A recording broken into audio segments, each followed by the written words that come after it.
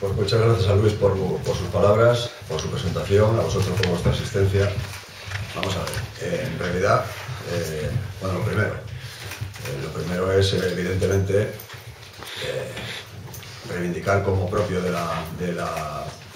nuestra plataforma en la España en Marcha, la acción de Cardedeu, reconocerla como propia, reivindicarla, sentirnos orgullosos de ella y asumir las consecuencias en cuanto plataforma de lo que pudiera derivarse. Cataluña se encuentra inmersa en una situación aberrante, que es la situación a la que ha llevado, por un lado, la ofensiva separatista de CiU y de otros partidos, porque claro, solo se trata en CiU, pero ahí está RC, el propio PSC, el propio Partido Socialista Catalán, que mantiene una posición ambigua, que unas veces es una cosa u otra, que es todavía más despreciable esa posición que la propia de RC, que por lo menos es clara. Y otra cosa todavía peor, que es por un lado esa ofensiva, por otro lado la indiferencia y por un tercer lado la pasividad absoluta del gobierno de la nación, que en vez de aplicar todo el conjunto de medidas, todo el arsenal de medidas legales que tiene a su disposición, lo que hace es mirar para otro lado. Ni ha ordenado al fiscal general del Estado que proceda contra Artur Mas y el resto de políticos catalanes por un delito de sedición, que es lo que están cometiendo, porque la Constitución española, en su artículo número 2, establece que la Constitución se fundamenta en la indisoluble unidad de la nación española, patria común indivisible de todos los españoles, es decir, que la Constitución es un ropaje, pero que el sujeto que lleva ese ropaje es la nación española. El ropaje cambia, el sujeto no cambia nunca. La Constitución puede modificarse, pero el sujeto es inmodificable. Pues en vez de defender la nación como debía haber hecho, pues deja pasar, negocia con ellos, mira para otro sitio y estará pendiente pues, de artilugios y artimañas legales a ver cómo sale de esta corriente. Nosotros, a diferencia de ese gobierno que también ha podido suspender la Constitución, como establece el artículo 155, que dice que cuando una comuna autonomía manifiestamente vulnere los intereses generales de España, podrá ser suspendida el tiempo que haga falta y asumirán sus funciones el gobierno central, pues mira para otro sitio. Nosotros, que no tenemos otros medios que los medios de nuestro entrega personal, pues la acción de Cardedeu es la respuesta que nosotros damos. Es la respuesta que nosotros damos desde hoy, como es la respuesta de la cuelga de las pancartas que se han colgado en una de las comisarías del Mossos d'Esquadra afirmando que Cataluña es España, y así será hasta el 9 de noviembre. Iremos manteniendo la tensión, porque el 9 de noviembre, si esto sigue así y la consulta se celebra, se le llame referéndum o se le llame como se llame, nosotros convertiremos ese día en una jornada de lucha nacional. Por tanto, felicitar a los autores de la acción de Cardedeu, asumirla y hacernos cargo de ella. En segundo lugar, eso era solo un preámbulo, aunque me haya extendido, nosotros hemos venido aquí a hacer una presentación, la presentación de la candidatura de la LEN. La LEN, como todos sabéis, la España en Marcha, lleva ya una andadura pues, de más de un año, sí, un año y pico. Y casi 2. Y esa andadura ha sido difícil. La LEN se abrió, la España en Marcha es una iniciativa que pretendía aunar en una fuerza común, en una coalición común, de momento no un movimiento unitario, pero sí una coalición común, a fuerzas muy diferentes, pero que tenían un denominador común fundamental: la creencia en la patria, la creencia en la nación, la creencia en su identidad y la creencia en la justicia social. La creencia de que este sistema es completamente antinacional y que frente a él hay que movilizarse. Nosotros no nos movemos porque en Europa haya movimientos que estén triunfando de este o de otro signo, que luego habrá mucho que hablar sobre determinados de esos movimientos. Unos sí que están en la órbita en la que nosotros nos movemos y otros son manifiestamente populistas e incluso ya prácticamente acomodados al sistema. Nosotros hacemos esto, llevamos haciéndolo muchos años y lo hacemos desde nuestras propias raíces. Nosotros establecimos unos parámetros para llegar a la España en Marcha, unos parámetros morales y unos parámetros ideológicos. Los parámetros ideológicos es que no vamos a aceptar en el seno de la España en Marcha ningún movimiento que sea de corte reformista. Es decir, que lo que pretenda es un mero barniz pues, como si hiciera una limpieza de fachada en el régimen, que hiciera algunos cambios poco significativos en la Constitución y que el régimen siguiera. Nosotros pretendemos con la España en Marcha una plataforma, un movimiento de carácter rupturista con el régimen actual, de confrontación con todo el sistema y de ruptura con el régimen que hay. Nosotros no vamos a aceptar que se reforme la Constitución de manera parcial hasta conseguir mantener el Estado de las autonomías, que es, primero, inmoral y, en segundo lugar, absolutamente insostenible para una nación como España el mantener 17 gobiernos, 17 administraciones, las diputaciones, todo el desarrollo de administraciones que produce, y una casta, tenemos una de las, junto con Francia, el mayor número de funcionarios que hay en toda Europa. Países como Alemania o como Inglaterra, que nos doblan en población, tienen la mitad y la cuarta parte de funcionarios que tenemos nosotros. Funcionarios que no son de carrera, funcionarios que la inmensa mayoría han sido nombrados a dedo. Y ahora hemos tenido el reciente caso del asesinato de la presidenta de la Diputación de León, que tiene un trasfondo de corrupción, de apaños, de manejos, que es que la mierda rebosa por las alcantarillas, hasta llegar a ese punto. Una individua que conservaba tenía en su persona, concitaba 13 cargos públicos, que se había subido el sueldo a 9.000 euros, que nombraba y quitaba cargos, que nombró a esta chica, luego la quitó pues por los manejos, la nombró indebidamente, la quitaría probablemente indebidamente, todo de una manera caprichosa. Esa es la práctica. Ahora, claro, en este caso ha acabado de una manera dramática, pero esa es la práctica habitual que estamos viendo en las administraciones españolas. Bueno, pues nosotros no vamos a permitir que esto se salde con una reforma, con una limpieza de fachada, y que aquí no pasa nada. Nosotros queremos que haya un cambio sustancial en el régimen, que se abra un periodo constituyente, que se abola la monarquía española, que ya no tiene razón de ser, pues porque el motivo por el que las previsiones sucesorias de la ley de sucesión del régimen anterior se implantó era pues para evitar las confrontaciones, para que la jefatura del Estado fuera de alguna forma la salvaguardia y la garantía de la unidad de la nación y supusiera la unidad del Estado en la cúspide. No ha servido para eso. El rey solo ha servido para cobrar comisiones y para los casos de corrupción que estamos viendo, y el rey ha abierto las puertas de esa corrupción, y a esa corrupción se han sumado todos a ver quién era el último. Porque es esa frase famosa en España, maricón el último, pues a ver quién roba más, porque la puerta estaba abierta. Nosotros queremos, como hemos dicho, que se suprima el Estado, la reforma de la Constitución llegue hasta sus últimas consecuencias. Una reforma, es más, una abolición de la Constitución y una nueva redacción de una nueva Constitución sobre el principio de la unidad nacional, sobre el principio de la unidad del Estado, sobre el principio de una administración única y sobre el principio de que hay instancias que son las que tienen que haber. Los municipios, que eso, o sea, la vida municipal es la esencial, es donde uno nace, la democracia directa, donde uno vive, donde uno conoce a su vecino y donde se vota no a los partidos sino a las personas que se conocen y merecen respeto. Y después el Estado. Y se acabó. Entre medias, la personalidad de los distintos reinos españoles puede venir perfectamente respetada en esa unidad del Estado.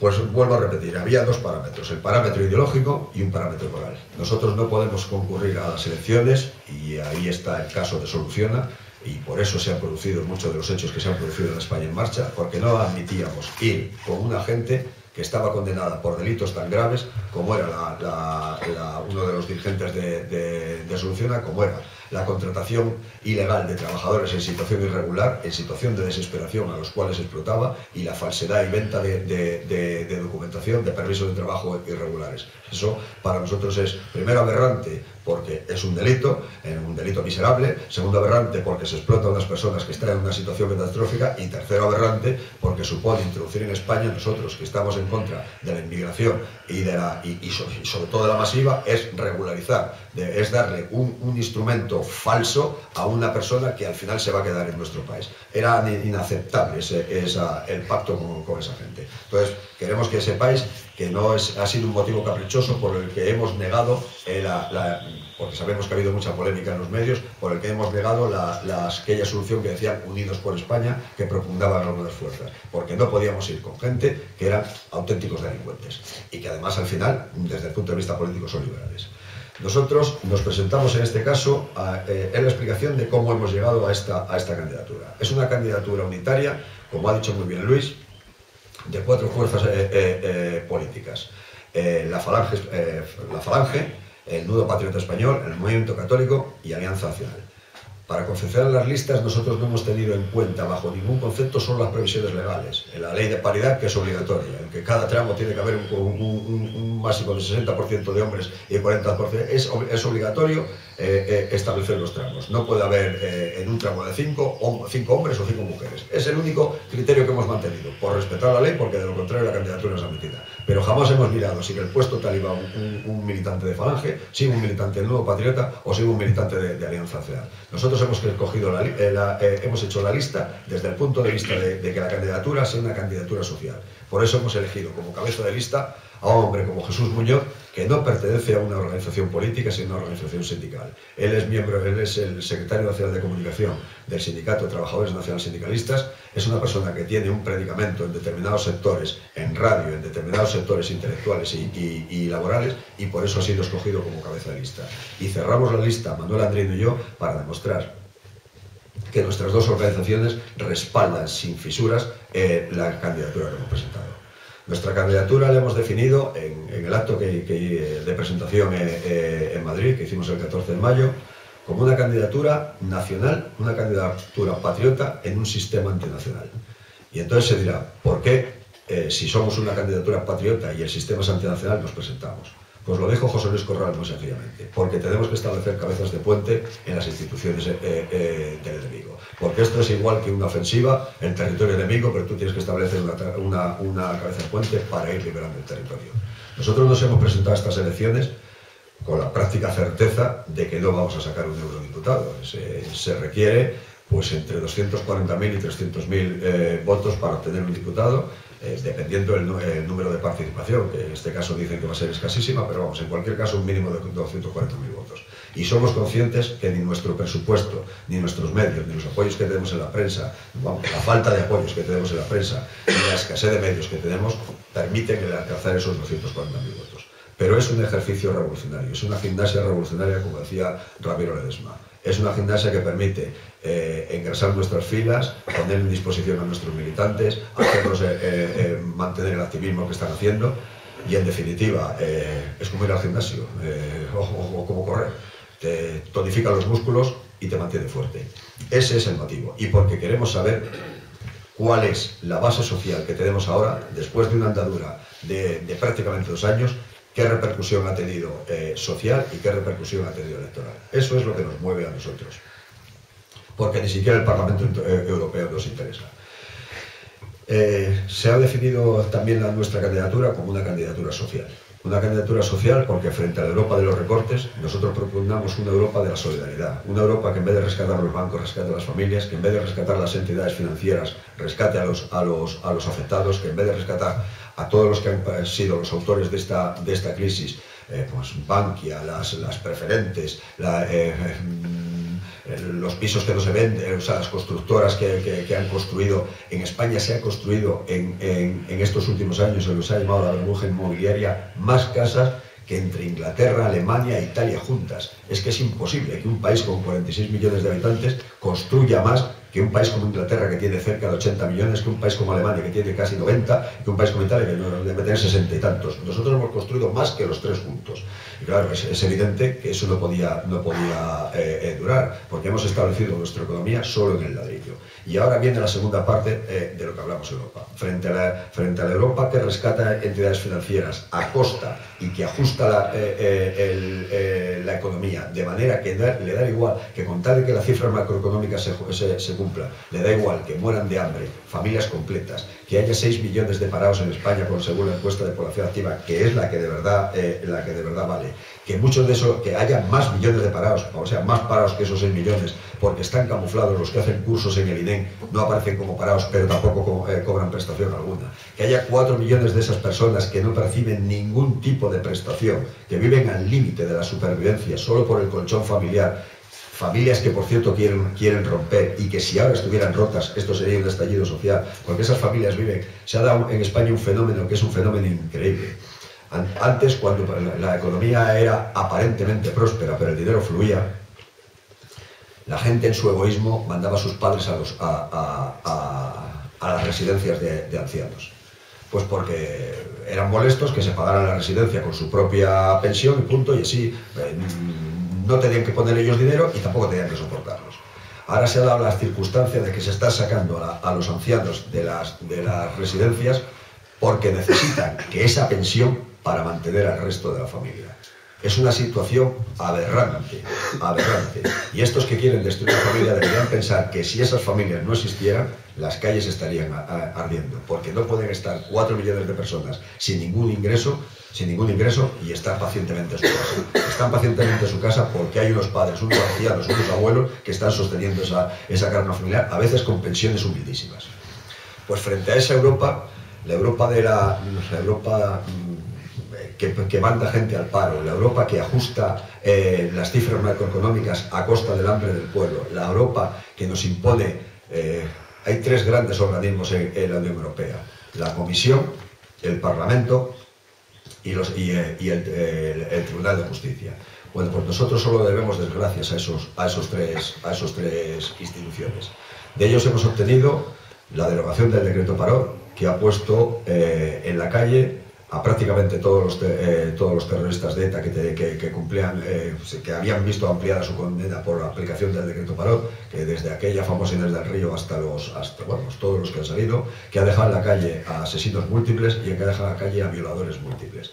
Eso es uno de los motivos que nosotros alegamos contra esta Europa, contra la Unión Europea, en nuestra candidatura. En la Europa, vuelvo a repetir, eso del Tribunal